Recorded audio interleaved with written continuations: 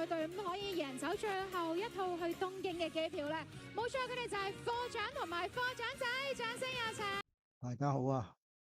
話說呢，我同課長仔呢參加咗呢個任天堂舉辦嘅 Mario Kart World 親子賽啊，即係呢一個啊，而我哋竟然奇蹟地竟然贏咗，可以代表香港去日本出賽，出戰呢個世界賽啊！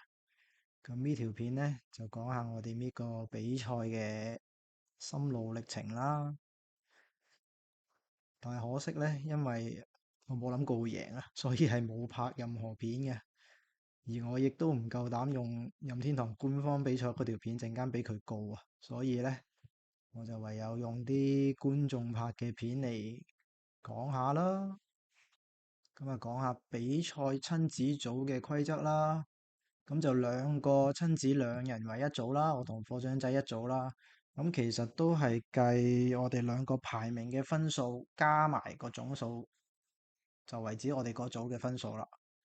咁首輪比賽呢，就有60組親子，分為6組。我同課長仔我記得就最尾個組嚟嘅 F 組嚟嘅。咁我哋初賽就係玩個人戰嘅。咁我記得我哋個排名咧係好問邊嘅，應該係佢初賽會出線3組，我哋係最尾個組嚟嘅。跟住去到出線咗之後咧，就直接去到決賽噶啦。咁決賽咧就係玩呢個生存模式。咁生存模式咧就非常之刺激噶。我同課長仔係一直都係喺壓線被淘汰嘅邊緣，一直咁追上去。最尾兩個同時入到最後一 round，俾大家睇一睇少少當時嘅片段啦。不過由觀眾拍嘅，所以就朦朦地，希望大家唔好介意啦。咁就初賽咧就直頭冇拍到片啦，所以咧我就淨係得最尾嗰個排名表啊。咁啊俾大家睇下，其實我同課長仔咧係好問邊，係啱啱第3名，最後1名出線嘅。咁我哋決賽咧，其實每個 checkpoint 淘汰咧，我哋都係喺最尾嘅位置嘅。例如呢度淘汰16名咧，我同課長仔好似係直頭係最尾嗰2個嚟噶。咁啊，俾大家睇下啦。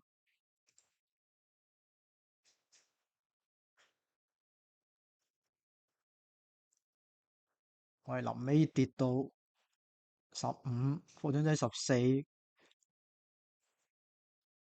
一直係咁俾人過。開頭都以為輸噶啦，衝線都唔知自己究竟得唔得，點知原來得喎。去到淘汰8名嗰陣時咧，課長仔好似就上咗去嘅，我就跌咗落去，都係死亡邊緣爬緊翻嚟嘅。咁啊，大家可以睇睇啊。課長仔去到2，我啊一直喺5、6、7、8，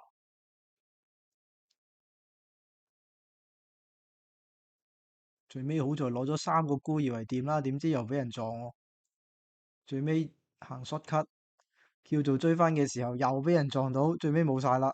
去到跌到又唔知第8咁滯，都以為輸噶啦，點知咦又有得繼續玩喎，咁啊又繼續啦。到最尾淘汰4名嘅時候就直頭黐咗線啦，課長仔就上咗去噶啦，而我呢，就喺5、6邊緣，已經最尾一 round 食晒道具，冇晒道具用噶啦，仲要最尾得條大直路，而我最尾係靠食人哋氣流，勉強衝到上去，大家可以睇睇，冇晒道具，靠食氣流，勉強衝上去。咁啊淘汰咗另外嗰隊嗰2個。咁呢個時候因為得翻4名選手，得我同課長仔係仲喺度嘅，所以其實都已經係贏硬咁滯噶啦。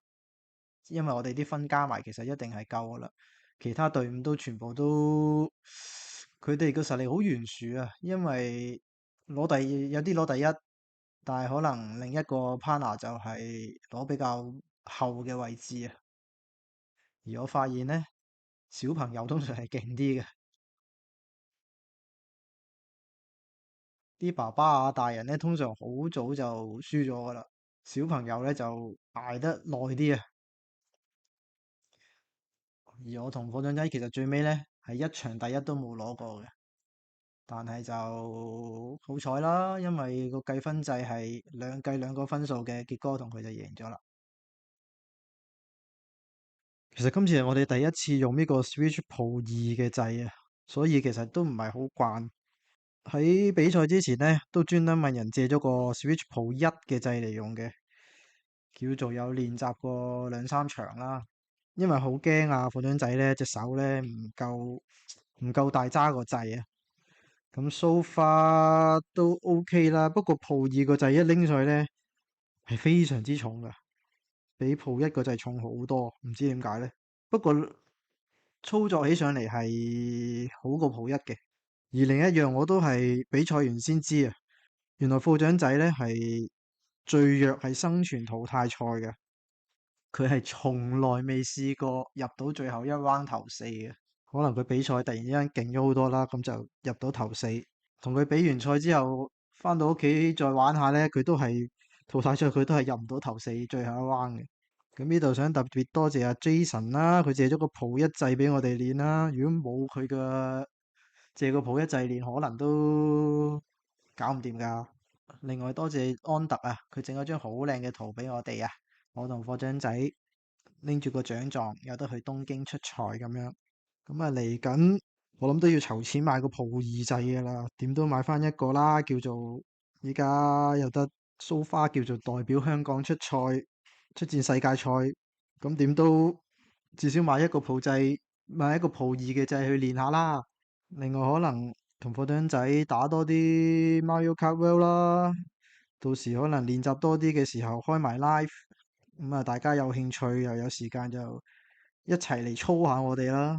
咁最後啦，可能大家想睇翻成個比賽過程嘅，可以撳我留言嗰條 link 啊，咁就係任天堂香港官方網站直播嗰條 link 嚟嘅，咁可以重溫翻我同課長仔嘅晉級過程啊。雖然唔係成日影住我哋，而喺條片裏邊呢，我同課長仔係會出樣嘅。如果大家有興趣，都可以去睇下。咁啊，就係咁多啦。咁啊，第日有咩 update？到10月可能再拍片俾大家睇睇下我哋點樣喺世界賽出醜啊，唔係點樣喺世界賽比賽啦。好，係咁多啦，多謝各位，拜拜。